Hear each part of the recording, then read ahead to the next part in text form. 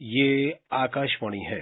कार्यक्रम सुर्खियों में प्रस्तुत है कोरोना वायरस संक्रमण पर स्वास्थ्य विशेषज्ञ डॉक्टर नरेंद्र सैनी से आकाशवाणी संवाददाता नवीन सक्सेना की बातचीत। डॉक्टर सैनी, सबसे पहले हम आपसे यही जानना चाहेंगे कि वैक्सीनेशन शुरू होगा तो अग्रिम पंक्ति के जिन व्यक्तियों को ये टीकाकरण दिया जाएगा, ये टीका लगाया जाएगा, तो उन्हें अपने आप को किस तरह से तैयार करना होगा? सबसे पहले तो ये मैं जो हमारे साइंटिस्ट हैं उनको सलाम, क्योंकि ये भारत के लिए बहुत बड़ी अचीवमेंट है और एक प्राइड का विषय है कि भारत में बना हुआ वैक्सीन हमारे देश के लोगों को लगेगा, जो कि एक बहुत ही बड़ी संख्या में हम लोग पूरे भारतवर्ष को कवर करने वाले हैं अगले 6-7 महीनों के अंदर। जो सबसे पहले जिनको लगेगा वो है हमारे फ्रंटलाइन हेल्थ केयर वर्कर्स, हमारे डॉक्टर्स हैं, जो हमारे नर्सेज हैं, जो हमारे हेल्थ केयर वर्कर्स में जो हमारे सफाई कर्मचारी हैं, एम्बुलेंस वर्कर्स हैं। जो भी 18 साल से उम्र से बड़ा है उनको लगेगा। प्रेगनेंसी एंड जो लैक्टेटिंग मदर्स हैं उन हेल्थ केयर वर्कर्स में, उनको अभी नहीं लगाएंगे क्योंकि इस पे अभी कोई हमारी जांच, अभी जितने भी एक्सपेरिमेंट हुए उन पे नहीं हो पाए, तो इसलिए अभी उनको छोड़ा जाएगा। और हेल्थ केयर वर्कर्स में भी या किसी आम जनता के लिए भी ये जरूरी है कि किसी को भी यदि एनाफाइलैक्सिस जैसा किसी भी बीमारी के किसी भी दवाई खाने से या किसी को रिएक्शन होता है जबरदस्त, तो उनको बताना है ताकि उनको भी छोड़ा जाएगा। और जिनको ब्लीडिंग डिसऑर्डर्स हैं, जैसे कि कोई दवाइयां खा रहे हैं जिससे कि ब्लीडिंग बढ़ जाती है, उनको भी ध्यान रखना होगा। वो अवश्य अपनी दवाई जो खा रहे हैं वो जरूर बताएं ताकि उनका और ध्यान रखा जाए। इसके अलावा बाकी सभी लोगों में ये अभी तक पाया गया है कि कोविशील्ड लगे या कोवैक्सीन लगे, उन सब के लिए ये सेफ वैक्सीन है। सरकार ने देश में 2 टीकों कोविशील्ड और कोवैक्सीन के इस्तेमाल को मंजूरी दी है। इनमें से कौन सा टीका लगाया जाएगा, कोविशील्ड या कोवैक्सीन? देखिए, अभी जो भारत सरकार ने बताया है, जो अभी आए हैं कोविशील्ड है, लेकिन किसी भी वक्त में कोवैक्सीन को भी लगाया जा सकता है। और इसमें हमें एज हेल्थ केयर वर्कर या कोई भी जिसको लगाया जाएगा इस बात को मत सोचे, क्योंकि ये सरकार ने अपनी तरफ से लगा रहे हैं और दोनों ही वैक्सीन जैसा आंकड़े बता रहे हैं इफेक्टिव है। और आप किसी की बातों की तरफ मत ध्यान दीजिए क्योंकि लोगों के मनों में भ्रम पैदा हो रहा है। लेकिन हमें आज की तारीख में जो भी साइंटिस्ट कह रहे हैं, जो भी हेल्थ केयर वर्कर्स कह रहे हैं, उसकी बात को मानना होगा।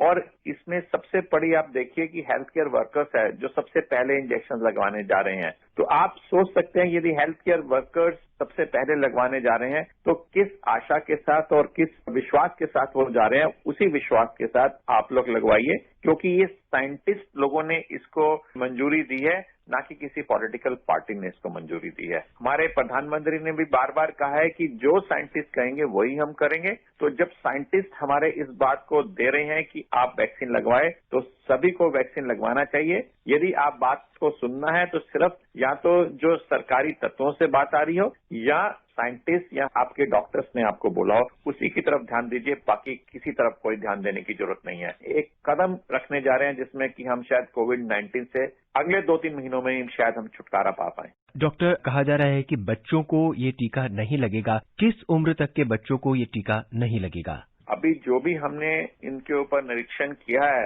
वैक्सीनेशन पे, वो 18 साल के ऊपर के लोगों को किया है। तो 18 साल से नीचे के लोगों को अभी वैक्सीनेशन नहीं लगेगा। और अभी देखा भी गया है कि 18 साल से जो उम्र के और बच्चे लोगों में खास तौर पे कोविड जिनको बीमारी हुई भी है तो उनको इतनी सिवियरिटी से नहीं हुई। तो पहला हमारा मकसद ये है कि जितना भी वैक्सीनेशन लगे उन लोगों को लगे जो पीड़ित होने की जिनकी सबसे ज्यादा आशंका है, या जिनको पीड़ित हो जाएंगे तो उनमें मॉर्बिडिटी यानी कि उनमें सिवियरिटी आने की ज्यादा आशंका है, उनको सबसे पहले लगाया जाए। बच्चों में इतनी सिवियरिटी से नहीं आता। डॉक्टर, वैक्सीनेशन लेने से पहले किन किन बातों का ध्यान रखना होगा? कुछ खास बातें हैं जिन्हें हमें विशेष ध्यान रखना होगा? आई थिंक ये बहुत ही सेफ वैक्सीन है और इंजेक्टेबल वैक्सीन है। इसमें कोई खास बात को ध्यान नहीं रखना, लेकिन जैसे मैंने पहले भी बताया, यदि कोई ब्लीडिंग डिसऑर्डर्स हैं या आपको कोई एनाफाइलैक्टिक शॉक वाली किसी भी दवाई से आपको पहले ऐसा हो चुका है, या आप कहीं बाहर से पहला वैक्सीन लेके आ चुके हो और आपको बड़े सारे सीवियर रिएक्शन होते,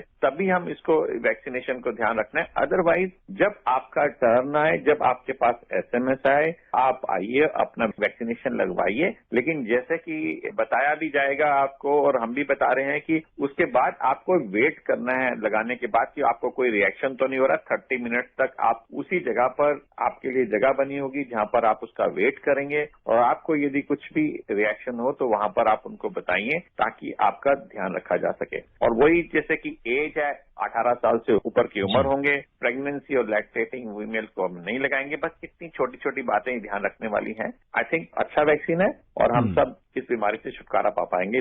डॉक्टर, जब हम ब्लड टेस्ट कराते हैं तो उससे पहले कहा जाता है कि आपको फास्टिंग करना है, इतने से इतने वक्त का खाना नहीं खाना है, आपको ये दवाई नहीं लेनी है। क्या जब हम वैक्सीनेशन के लिए जाएंगे या वैक्सीन के लिए जाएंगे, अगर कोई ब्लड शुगर का पेशेंट है या कोई मधुमेह का है या कोई बीपी का पेशेंट है, ब्लड प्रेशर का पेशेंट है जो अपनी दवाइयां रेगुलर लेता है, तो क्या वो दवाइयां वो लेता रहे वैक्सीनेशन से पहले, या उसको दवाई एक दिन के लिए या कुछ घंटे के लिए छोड़नी पड़ेगी?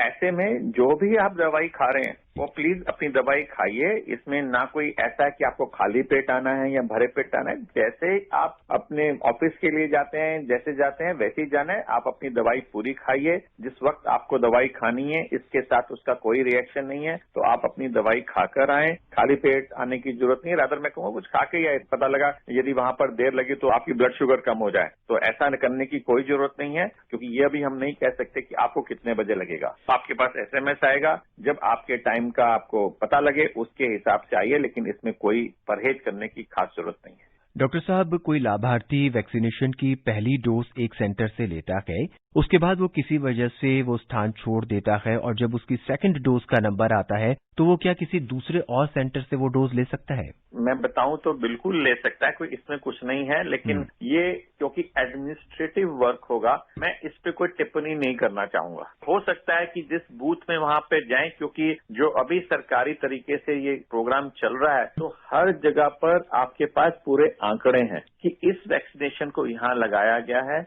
और इस वैक्सीनेशन का दोबारा डोज वहीं होगी शायद। तो इस बात का निर्णय उसी समय होगा। आपको पहले बताना होगा और आपको अपने जहां पर वैक्सीनेशन बूथ है वहीं से ये जानकारी लेनी होगी। डॉक्टर, अगला सवाल बहुत ही मामूली सा सवाल है, लेकिन ये बहुत ही अहम सवाल है। क्या कोविड का टीका लगने के बाद हमें सभी एहतियात वैसे ही लेने पड़ेंगे या नहीं? आपने कहा मामूली सा नहीं जी, ये बहुत ही अहम क्वेश्चन है जो सबके मन में आता है। और ये एक बात हम सब समझ लें कि कोविड टीका लगाने के बाद वो भी आपको जो इम्यूनिटी आती है वो भी आफ्टर 14 डेज के बाद सेकेंड डोज लगने के बाद आती है। पहले आपको पहली डोज लगेगी, उसके बाद 28 डेज के बाद दूसरी डोज लगेगी, उसके 14 दिन के बाद देखा गया है कि इम्यूनिटी आती है। और वो भी देखा गया कि 60 से 70% लोगों को आएगी। तो ये हमें मालूम नहीं कि कौन वो 70% लोग होंगे। तो हमें जब तक ये हर्ड इम्यूनिटी नहीं आ जाती पूरी कंट्री के अंदर, तब तक हमें ऐसे ही एहतियात बरतने जैसे अभी हम कर रहे हैं, जो कि मास्क पहनना, डिस्टेंस मेंटेन करना और अपने हाथों को बार बार धोना। ये तो हमें अपने साथ गांठ बांध कर रख लेना चाहिए।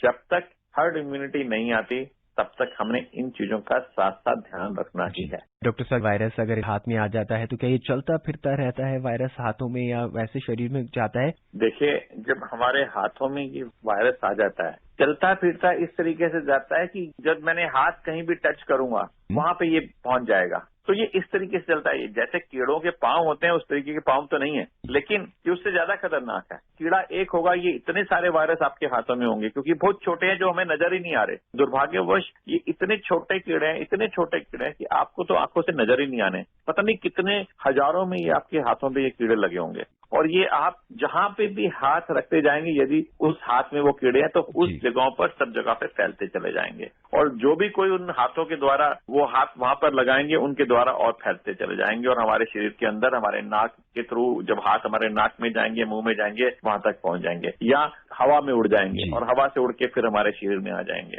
डॉक्टर साहब, इस कार्यक्रम में हमसे जुड़ने के लिए और तमाम सवालों का जवाब देने के लिए आपका बहुत बहुत धन्यवाद। नमस्कार।